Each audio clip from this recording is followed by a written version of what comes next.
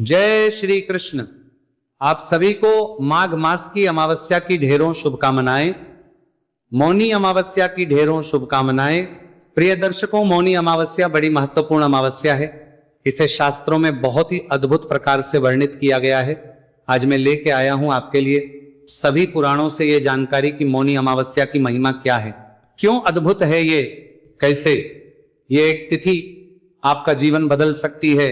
आप जानते हैं इसे एक दिन पर किया गया दान पुण्य 100 वर्ष तक किए गए दान पुण्य के बराबर फल देता है। क्यों देता है, कैसे देता है, ये आज की इस वीडियो में पता चलेगा।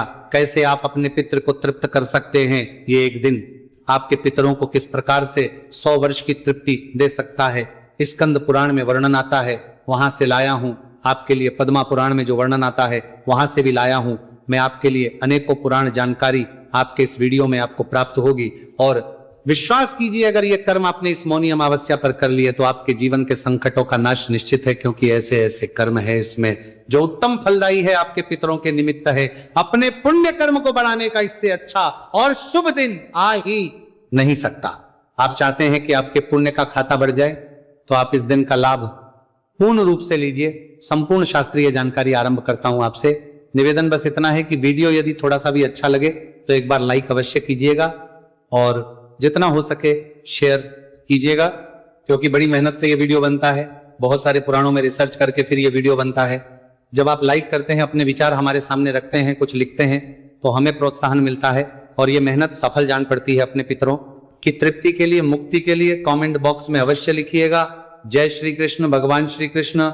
उन्हें आप देख रहे हैं सनातन धर्म का, संसार ज्योतिष संस्थान का प्रतिष्ठित यूट्यूब चैनल सनातन धर्म का संसार धार्मिक। हम यहाँ सभी व्रत और त्योहारों की सही शास्त्रीय जानकारी प्रदान करते हैं। ज्योतिष शास्त्र और पंचांग के आधार पर आपको बताते हैं कौन सी तिथि कब है, व्रत आदि कब करना है, क्या विधि, क्या नियम और क्या गलती नहीं करनी है। यदि आप इसी प्रकार की सही जानकारी पाते रहना चाहते हैं तो चैनल को भी सब्सक्राइब कीजिए और बेल आइकॉन को प्रेस कीजिए। घंटी जो बना आता है उसको दबाइए, तब आपको हमारे सारे वीडियो प्राप्त होंगे। आइए दर्शकों, इंदर प्रोसेस पर वीडियो, क्या पर इतना प्रोसेस पर वीडियो जानकारी आरंभ करते हैं। बात करते हैं योगा तिथि मौनी अमावस्या की। प्रिय दर्शकों, सबसे पहले यह प्रश्न उठता है कि जो माघ मास की अमावस्या है इसे मौनी अमावस्या क्यों कहते हैं, क्या कारण है। प्रिय दर्शकों, ये जो अमावस्या है ना, इस पर मौन की बड़ी महिमा है, अर्थात मौन धारण की बड़ी महिमा है। मौन धारण करने की महिमा है। मौन से बना मुनि, क्योंकि मुनि क्या करते हैं, मौन रहते हैं, और वही से बनी मौनी अमावस्या। इसीलिए जो मनुष्य इस व्रत को मौन होकर पूर्ण है उसे मुनि पद की प्राप्ति होती है और मुनि पद मिले, इसीलिए इसे मौनी कहा गया है। जब मनुष्य इस अमावस्या का मौन रहकर व्रत पूर्ण करता है तो उसे मुनि पद प्राप्ति होता है। प्रिय दर्शकों, शास्त्र कहते हैं कि इस दिन अर्थात माघ मास की इस अमावस्या के दिन मौन रहकर प्रयागराज में अथवा किसी अन्य जो पवित्र नदी हो, गंगा नदी हो उसमें, या फिर आप घर पर भी स्नान कर रहे हो तो वहां पर भी आपको मौन रह के स्नान करना चाहिए। इस दिन मौन रह के स्नान करने का बड़ा फल है। शास्त्र कहते हैं कि जो मनुष्य इस दिन मौन रहकर स्नान करता है उसे अनंत पुण्य की प्राप्ति होती है। मौनी अमावस्या के दिन ऐसे अनेकों कार्य है जो मौन रह के करने चाहिए। मौन रह के व्रत तो किया ही जाता है, इसके अतिरिक्त समय समय पर रहने से भिन्न भिन्न पुण्य की प्राप्ति होती है। जैसे स्नान के विषय में कहा गया, पुराण कहते हैं कि जब आप मौनी अमावस्या पर इस प्रकार से मौन रहकर स्नान करते हैं, व्रत करते हैं, तो उससे मुनि पद की प्राप्ति होती है। मुनि पद क्या है, एक श्रेष्ठतम पद है, उच्च पद है, जो उच्चतम कर्म करने वालों को प्राप्त होता है। ये एक मान्यता है जिसके अनुसार इस कारण से इसे मौनी अमावस्या कहते हैं। इसका एक और कारण वर्णित है, एक और मान्य है, जिसके अनुसार ब्रह्मा जी ने इस दिन स्वयंभू मनु को उत्पन्न करके सृष्टि का निर्माण कार्य आरंभ किया था इसी अमावस्या को। इस कारण से मौनी अमावस्या कहा गया। ब्रह्मा जी ने इस दिन मौन होकर सृष्टि का निर्माण किया और उसके उत्तम परिणाम हुए, इसीलिए इसे मौनी अमावस्या कहा जाता है। पद्म पुराण में वर्णन आता है कि माघ मास के कृष्ण पक्ष की अमावस्या को सूर्योदय पहले जो तिल और जल से पितरों का तर्पण करता है वह स्वर्ग में अक्षय सुख भोगता है। इसको समझिए आप कि देखिए, जब आप स्वर्ग में रहते हैं ना, तो स्वर्ग में जब आप रहते हैं तो कुछ ही समय के लिए रहते हैं, जब तक आपके पुण्य रहते हैं। क्योंकि जैसे बैंक में पैसे जब तक रहेंगे तब तक होटल में रह सकते हैं, वैसे ही स्वर्ग में तब तक रहेंगे जब तक आपके पुण्य जीवित हैं। जैसे जैसे पुण्य धीरे धीरे समाप्त हो जाएंगे आपको वापस आना पड़ता है।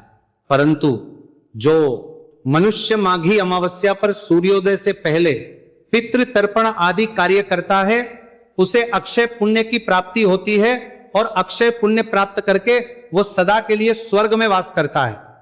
अक्षय क्योंकि वह पुण्य कभी समाप्त ही नहीं होता, नष्ट ही नहीं होता, तो उसे सदा सदा के लिए स्वर्ग प्राप्त होता है और आपके पितृ तो तृप्त होते ही हैं। इतना अद्भुत फल है इस अमावस्या पर सूर्योदय से पहले पितृ तर्पण का। और ये मैं नहीं कह रहा हूं, ये मैं आपको पद्म पुराण से बता रहा हूं। वो पितरों के अब करना चाहते हैं आप, तो पितरों की तृप्ति के लिए आपको करना क्या है कि इस दिन सूर्योदय से पहले आपको उठ जाना है और उठने के बाद जो आप स्नान करेंगे ना, उस स्नान के जल में पहले गंगा जल डालिएगा थोड़ा सा, और थोड़े से काले तिल डाल दीजिए और थोड़े से तिल पीस लीजिएगा, पीस के उसका उबटन बना लीजिएगा। मैं आपको महिमा बताइए रहा हूं जो पुराण में वर्णित है, आप कर पाएंगे तो बड़ा कल्याणकारी होगा।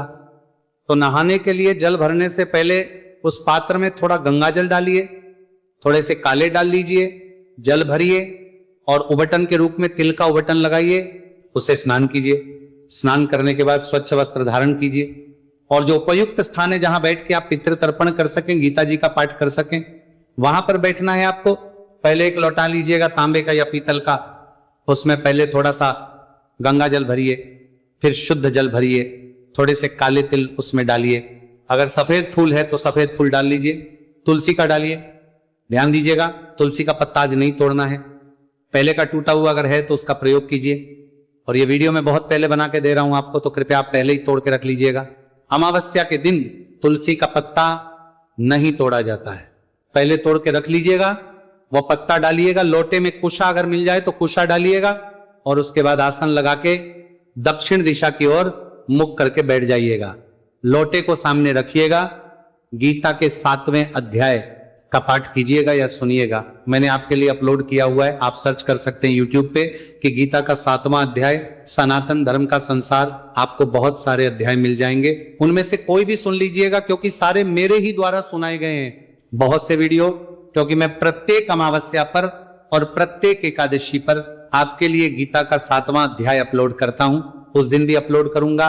मौनी अमावस्या पर भी उसका लाभ लीजिएगा, गीता का अध्याय सुनिएगा। सुनने के बाद उस लौटे को अपने दोनों हाथों में उठा लीजिए, भगवान नारायण से संकल्प कीजिए कि हे प्रभु, मैंने ये जो गीता का 7वां अध्याय श्रवण किया है, इसका संपूर्ण पुण्य फल मैं अपने पितरों को अर्पित करता हूं, इससे मेरे पितृ तृप्त हों और मोक्ष को प्राप्त करें। इस प्रकार संकल्प करके उस जल से तर्पण कीजिएगा।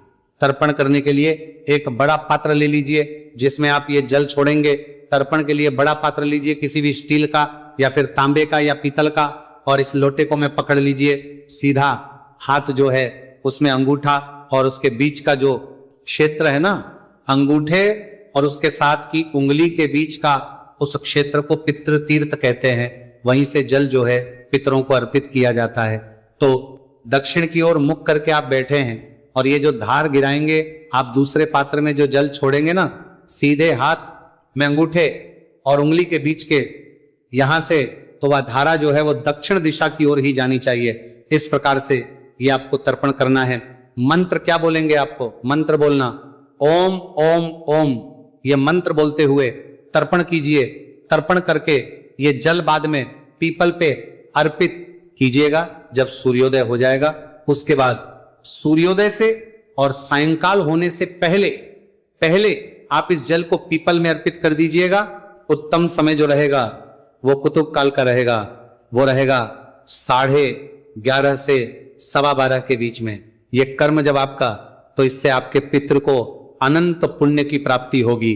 और आज मौनी अमावस्या है, आज के दिन इस कर्म को करने से फल कई हजार गुना बढ़ जाता है।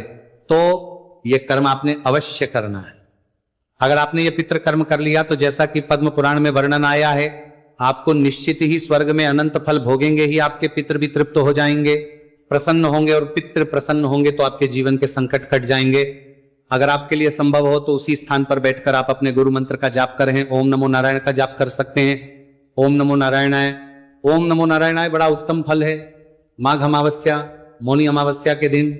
इसके बाद शास्त्र कहते हैं कि जो मनुष्य इस दिन तिल की गाय अन्य सामग्री सहित ब्राह्मण को दान करता है वह मनुष्य स्वर्गलोक में अक्षय सुख भोगता है। तो क्या कीजिएगा कि तिल की गाय बनाइएगा, तिल की गाय 1-2 दिन पहले ही बना के रख लीजिएगा और उसके सहित कुछ और सामग्री भी देनी है, लीजिएगा। गोल लड्डू सा बना के उसकी गाय बनाने का प्रयास ना बन जाए तो बहुत उत्तम है।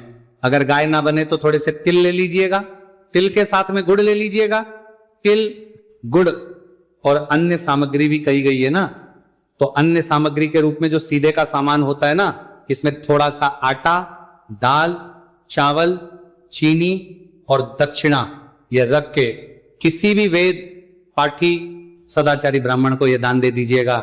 यह दान आपको अक्षय पुण्य प्रदान करेगा और स्वर्ग में सदा सदा के लिए वास देगा। इससे आपका ये जो जीवन है ना, ये तो सवरेगा ही, क्योंकि जब आपके पुण्य कर्म बढ़ते हैं, आपके पितृ तृप्त होते हैं, तो जो आपका जीवन है उससे दुखों का नाश होता है, मनुष्य को सुखों की प्राप्ति होती है।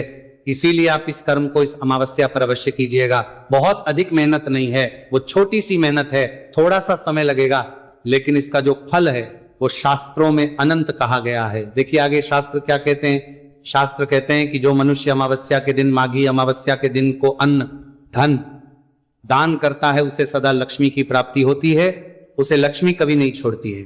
तो आप किसी भी अच्छे ब्राह्मण को ध्यान दीजिएगा, जिसको आप दान दे रहे हैं ना, वो एक अच्छा ब्राह्मण होना चाहिए, वेद पाठी हो, वेदों का पाठ करता हो, भगवान का भजन करता हो, सदाचार्य ब्राह्मण हो, उसका आचार जो है वो उत्तम होना चाहिए। जब आप उत्तम कर्म करने वाले ब्राह्मण को दान देंगे तो आपको लक्ष्मी जी कभी नहीं छोड़ेगी, सदा आपके लक्ष्मी जी का वास रहेगा, सदा धन के भंडार भरे रहेंगे।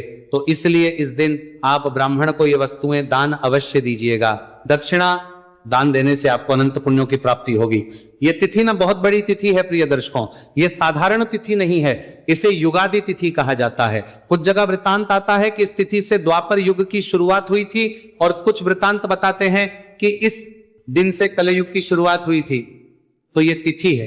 तो शास्त्र कहते हैं कि यदि युगादि तिथि हो और सूर्य मकरस्थ हो, अर्थात सूर्य मकर राशि में गोचर कर रहे हो, सूर्य मकर राशि में हो, तो ऐसे समय पर मौनी अमावस्या का महत्व और अधिक बढ़ जाता है। और इस बार ऐसा ही योग है प्रिय दर्शकों, इस बार ऐसा ही योग है क्योंकि 14 तारीख को सूर्यदेव मकर राशि में प्रवेश कर रहे हैं और मौनी अमावस्या उसके बाद आ रही है। इसीलिए मकर में गोचर करेंगे, सूर्यदेव और अमावस्या का योग है। शास्त्र कहते हैं कि यदि किसी मनुष्य के कुल में, किसी भाई बंधु के कुल में, किसी मित्र के कुल में, किसी गुरु के कुल में किसी को अच्छी गति प्राप्त नहीं हुई है तो यह तिथि बहुत उत्तम है उसकी गति करने के लिए। और यदि किसी की कुंडली में, किसी के जीवन में पितृदोष है तो उसके निवारण के लिए भी यह तिथि बड़ी महत्वपूर्ण है। मकरास्त सूर्य है और माघी अमावस्या है, इससे उत्तम योग बनेगा नहीं, इसका भरपूर लाभ लीजिए। अगर आप इस दिन करेंगे तो आपको विशेष लाभ प्राप्त होगा। मान लीजिए आपके ही कुल में कोई हो, या आपको लगे कि आपके माता के कुल की तरफ से कोई ऐसा है जिसका ऐसा देहांत हुआ है कि संभावना हो कि उसको अभी तक मुक्ति नहीं मिली होगी, तो आप ऐसे व्यक्ति के लिए पिंडदान करवा सकते हैं, तर्पण आदि करवा सकते हैं। गंगा नदी के किनारे बड़ा उत्तम फल प्राप्त होगा। स्कंद पुराण में भगवान शंकर बता रहे हैं कि जो पितृ के उद्देश्य से भक्ति पूर्वक गुड़, घी, तिल के साथ मधुयुक्त खीर गंगा में डालते हैं, उसके पितृ 100 वर्षों तक तृप्त बने रहते हैं, अर्थात संतुष्ट रहते हैं, और वो संतुष्ट होकर अपनी संतानों को नाना प्रकारों की मनोवांछित वस्तुएं प्रदान करते हैं। तो इतना सा कर्म है कीजिए। इसे मौनी अमावस्या पर गुड़, घी और तिल के साथ मधुयुक्त खीर यह बनाना है आपको, और इसे गंगा जी में प्रवाहित करना है। से आप जो मांगोगे पितृ वही प्रदान करते हैं। बड़ा बड़ा पितृदोष मिट जाता है। और ये मैं नहीं कह रहा हूं, शिव जी के द्वारा स्कंद पुराण में वर्णित है। प्रिय दर्शकों, आगे वर्णन आता है। शास्त्र कहते हैं कि जो इस दिन मौनी अमावस्या पर पितृ के निमित्त गंगा जल से शिव जी को स्नान कराते हैं, उनके पितृ यदि भारी नरक में भी पड़े हो तो भी वहां तृप्त हो जाते हैं। तो प्रिय दर्शकों, भारत में गंगा जल भी सब जगह है और शिवलिंग भी उपलब्ध है। तो आप ये अवश्य ही कीजिएगा। जहां आपको शिवलिंग दिखे आप इस कर्म को करें। अगर घर में भी शिवलिंग है तो आप घर पर भी कर सकते हैं। इससे आपके नरकों में पड़े हुए पितृ भी होंगे ना, तो वो भी तृप्त हो जाएंगे। यहां मैं एक बात बताता चलूं आपको। कि जिनके कोई भी पितृ पूर्वज यदि आत्महत्या से मरे हैं ना, तो वो ये प्रातः काल वाला तर्पण ना कीजिएगा। उनके लिए आपको गंगा जी जाना चाहिए और वहां पर किसी भी विद्वान ब्राह्मण से नारायण बलि करानी चाहिए, उसी से उनको मुक्ति प्राप्त होती है। आप मौनी अमावस्या के दिन जब नारायण बलि कराएंगे तो आप उन पंडित जी को बताइएगा कि किस कारण से, किस प्रकार से मृत्यु हुई है, उस अनुसार वो कर्म कराएंगे और फिर उनकी जो मुक्ति है वो निर्धारित होती है। जिन्होंने आत्महत्या किया हुआ है उनके लिए आप कुछ नहीं कर सकते हैं, वो नारायण बलि ही कर सकती है। प्रिय दर्शकों, आरंभ में मैंने बताया था कि ये जो माँ की अमावस्या है ये योगाधि तिथि है। स्कंद पुराण में वर्णन आता है कि माँ के पंचदर्शी कृष्णा अर्थात ये द्वापर की है, जबकि कुछ विद्वान इसे कलयुग की भी प्रारंभ तिथि मानते हैं। तो दर्शकों, युगादि तिथियां जो होती है ना, उनको अत्यंत शुभ माना गया है। इस दिन किया गया पूजा पाठ, जप, तप, यज्ञ, हवन आदि जो कुछ आप करेंगे वह आपको कई गुना अधिक होकर प्राप्त होता है। शास्त्र कहते हैं कि प्रत्येक युगों में 100 वर्ष तक दान करने से जो पुण्य प्राप्त होता है वह युगादि काल में एक दिन में आपको प्राप्त हो जाता है। अर्थात मौनी अमावस्या पर एक दिन जो आप दान करेंगे ना, वो एक दिन का दान करना आपको 100 वर्षों तक दान करने के बराबर फल प्रदान करेगा। 100 वर्ष जब आप दान करेंगे उससे जितना पुण्य है वो केवल एक अकेली मौनी अमावस्या पर दान करने से प्राप्त हो जाएगा। ये मैं नहीं कह रहा, ये शास्त्र कहानी के बाद, ये शास्त्र कहाना रहे हैं, ये स्कंद पुराण में वर्णन है। तो आपको क्या करना है, खूब दान करना है, जितना हो सके दान कीजिए। आप अन्न दान कीजिए, वस्त्र दान कीजिए, दक्षिणा दान कीजिए, उपादान अर्थात जूते का दान कीजिए। ये शीत जतु है। इस शीत जतु आप अगर साधु सन्यासियों के लिए केवल लकड़ी जलाकर अग्नि प्रज्वलित कर देते हैं जिससे कि उनका शीत दूर हो सके, उनको सर्दी से मुक्ति मिल सके, तो वह भी अत्यंत पुण्य प्रदान करता है। आप रजाई, कंबल आदि जो वस्त्र है वो प्रदान करें।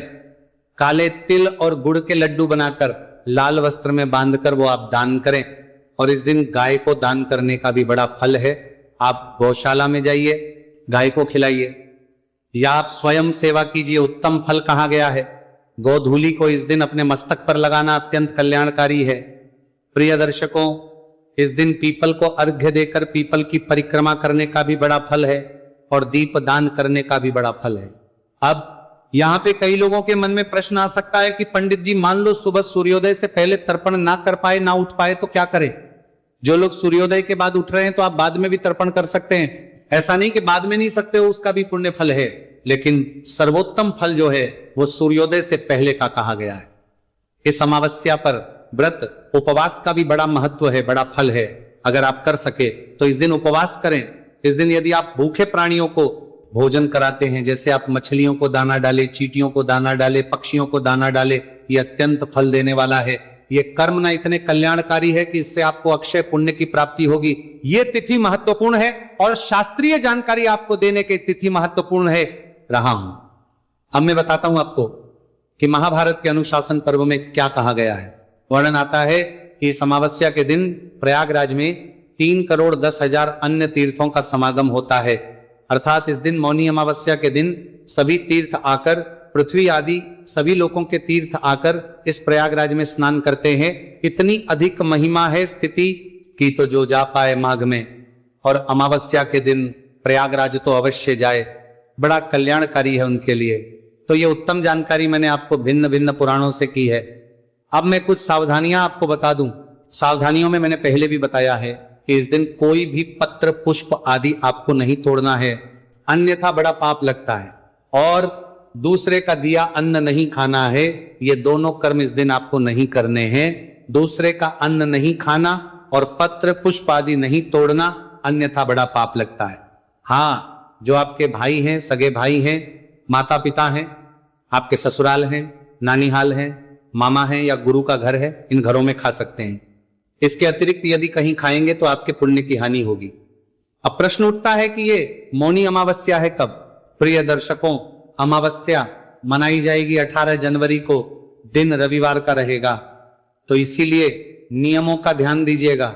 रविवार के दिन पीपल पर जलादे नहीं चढ़ाया जाता है, तो नियमों का पालन कीजिएगा।